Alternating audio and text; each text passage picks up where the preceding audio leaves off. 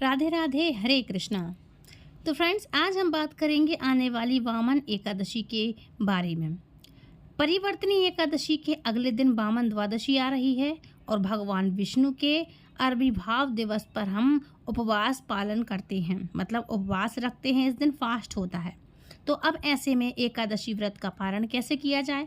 काफ़ी सारे लोग करते भी हैं, काफ़ी सारे लोग नहीं भी करते हैं, लेकिन जो व्रत करते हैं वो क्या करेंगे?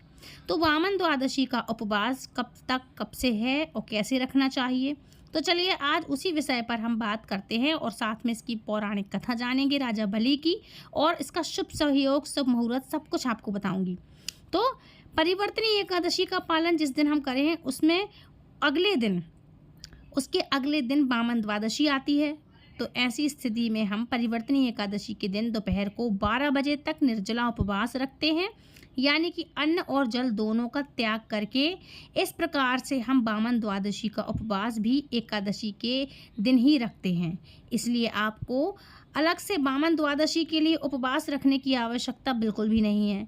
इसलिए प्रयास करें कि इस बार 3 सितंबर 2025 को आने वाली परिवर्तनी या पार्श्व एकादशी का दिन में दोपहर को 12 बजे तक निर्जला उपवास रख लें। आप अगर निर्जला नहीं रख सकते हैं तो जल के साथ रख लें, लेकिन 12 बजे तक आप कोई भी एकादशी का प्रसाद या फल इत्यादि ना लें। ऐसा करके आप वामन द्वादशी का उपवास भी कर लेंगे और उसी के साथ भी इस प्रकार से आप आने वाले वामन द्वादशी का और परिवर्तनी एकादशी दोनों का उपवास साथ में रख सकते हैं। और फिर जब अगले दिन परिवर्तनी एकादशी का पारण करने का समय आए तो उसमें आप एकादशी और द्वादशी दोनों का पारण भी साथ में कर सकते हैं। अब बात करेंगे वामन द्वादशी मतलब वामन जयंती के शुभ मुहूर्त के बारे में। तो देखो, हिंदू पंचांग के अनुसार भाद्रपद मास के शुक्ल पक्ष की द्वादशी तिथि का आरंभ हो रहा है 4 सितंबर को सुबह 4:21 पर, और इसका समापन 5 सितंबर को सुबह 4:08 पर होगा। तो बात करें श्रवण नक्षत्र की, तो इसका आरंभ 4 सितंबर को सुबह 11:44 पर होगा और इसका समापन 5 सितंबर को 11:38 पर होगा। इसलिए इस हिसाब से वामन जयंती 4 सितंबर दिन गुरुवार के दिन मनाई जाएगी। अब बात करते हैं इस जयंती का महत्व क्या होता है इस दिन का। तो इस दिन के महत्व की, तो वामन द्वादशी की बात करें हम, तो हिंदू महत्व इसका ये है कि हिंदू मान्यताओं के अनुसार भगवान विष्णु ने देवताओं की रक्षा के लिए वामन अवतार धारण किया था और इस अवतार में उन्होंने एक छोटे ब्राह्मण का बालक का स्वरूप धारण किया था और अपनी लीला से राजा बलि के 3 पग भूमि दान करने के लिए स्वरूप मांग की थी, मतलब 3 पग भूमि दान करने हेतु इसकी मांग की थी। वामन अवतार में श्रीहरि ने जब पहला कदम बढ़ाया तो संपूर्ण पृथ्वी को नाप लिया, दूसरे कदम में पूरे आकाश को अपने वश में कर लिया और तीसरे पग के लिए जब कोई स्थान शेष रह ही नहीं गया, तब भगवान ने राजा से कहा कि अब मैं तीसरा पग भूमि के लिए दूसरा पैर कहाँ रखूं। तब राजा बलि ने विनम्रतापूर्वक कहा, प्रभु तीसरा पग आप मेरे शीश पर रखिए। तब भगवान श्रीहरि विष्णु ने तीसरा पग राजा बलि के शीश पर रखा।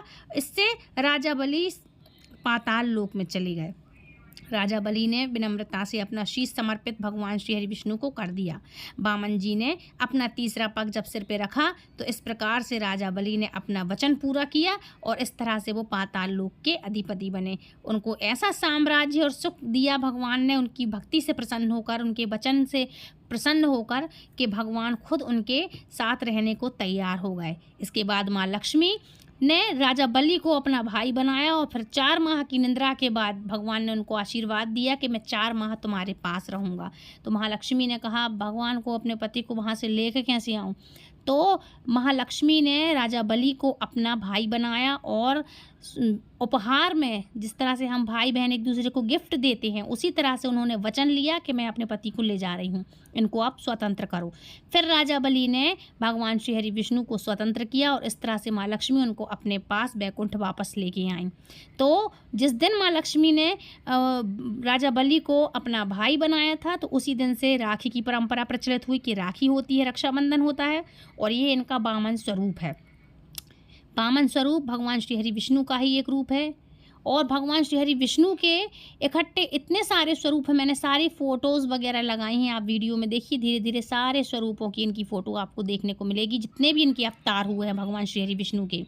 तो इनके सारे 12 अवतार हैं, 12 में से सारों के दर्शन होंगे, आप सारे अवतार देख सकते हैं। मैंने फ़ोटोज़ लगाई हैं, काफ़ी सारे लोग नहीं जानते हैं तो आप ज़रूर से इस वीडियो को देखें, सुनें, दूसरों को शेयर ज़रूर करें। ये छोटी-सी पौराणिक कथा है लेकिन सत्य घटना है ये, है ना? तो वामन जयंती के दिन पूजा के नित्य कर्मों से आप निवृत्त होकर के भगवान श्री हरि विष्णु का वामन रूप का षोडशोपचार से पूजन करें और इस दिन भगवान वामन की मूर्ति या चित्र की पूजा करें। अगर आपके पास मूर्ति है तो ठीक है, नहीं तो फ़ोटो है तो भी ठीक है।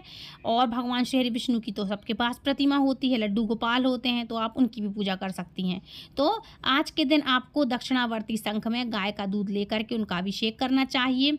चित्र है तो उसके छींटे लगा सकते हैं आप, सामान्य रूप से पूजा करें। और इस दिन भगवान वामन का अच्छे से पूजन करने के बाद आरती ज़रूर से करिएगा। भगवान वामन की मूर्ति के सामने 52 पेड़े और 52 दक्षिणा रख करके पूजा करें, मतलब 52 की संख्या में आप इनके पेड़ा रखें, पूजा करें, जो भी अर्पित करना चाहते हैं वो सब कर सकते हैं। दक्षिणा रखें, पूजा करें। इसके बाद भगवान वामन को भोग लगाकर ब्राह्मण को दही, चावल, चीनी और दक्षिणा दान करके व्रत का पारण ज़रूर से करना चाहिए। ये छोटी सी कथा है लेकिन पौराणिक सत्य घटना है ये। तो इस तरह से वामन द्वादशी आप मना सकते हैं, ठीक है। अच्छा, इस दिन जब आप पूजा करेंगे तो ध्यान रखिएगा कि श्रवण नक्षत्र में पूजा करना उचित माना जाता है। ऐसे में श्रवण नक्षत्र में भगवान वामन की पूजा करनी चाहिए और उन्हें रोली, पीले फूल अर्पित करना चाहिए। इस तरह से पूजा के समय मिठाई का भोग लगाएं। पूजा के बाद वामन अवतार की कथा का पाठ अवश्य से करिएगा। आरती करने के बाद सभी में आस पड़ोस में प्रसाद वितरण जरूर से करें, लोगों में प्रसाद बांटें। और इस दिन आवश्यकतानुसार भोजन कराने से साधक को शुभ फल की प्राप्ति होती है।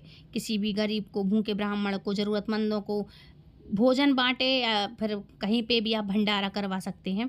वामन द्वादशी के दिन भगवान श्री हरि विष्णु की पूजा करने से अहंकार की भावना समाप्त हो जाती है, क्योंकि ये कथा ही है कि भगवान ने राजा बलि का अहंकार को समाप्त किया था। इसलिए आप व्रत करेंगे या पूजा करते हैं तो इससे आपके अहंकार की भावना समाप्त होती है। साथ ही लोगों का आत्मविश्वास भी बढ़ता है। और यह भी माना जाता है कि वामन द्वादशी के दिन भगवान के वामन रूप की पूजा करने से बुरे कर्मों से छुटकारा भी मिल जाता है। इस दिन व्रत करने से साधक की सभी मनोकामनाएं पूरी हो जाती हैं। इसके साथ ही सभी पापों से भी मुक्ति मिलती है। सभी पापों को जो हमने कर लिया है, अनजाने में हो गए, सभी पाप नष्ट हो जाते हैं, सारे पाप कट जाते हैं और आपके अंदर एक नवीन चेतना उत्पन्न होती है जिससे आप अच्छे कार्य करें। तो फ्रेंड्स, ये थी आज की कथा। आई होप आज का वीडियो आपको पसंद आया होगा। यदि वीडियो पसंद आया तो प्लीज़ वीडियो को लाइक, शेयर, कमेंट करें, चैनल सब्सक्राइब करें। यदि चैनल पर आप पहली बार जुड़े हैं तो चैनल को सब्सक्राइब करके बेल आइकन को ऑल पे प्रेस करना, ताकि आने वाली हर एक वीडियो की नोटिफिकेशन सबसे पहले आप तक पहुंचे। तो मिलती हूँ नेक्स्ट वीडियो में, तब तक के लिए फ्रेंड्स राधे राधे, हरे कृष्णा। और आने वाली वामन द्वादशी की आप सभी को हार्दिक हार्दिक शुभकामनाएं। हरे कृष्णा, हरि बोल।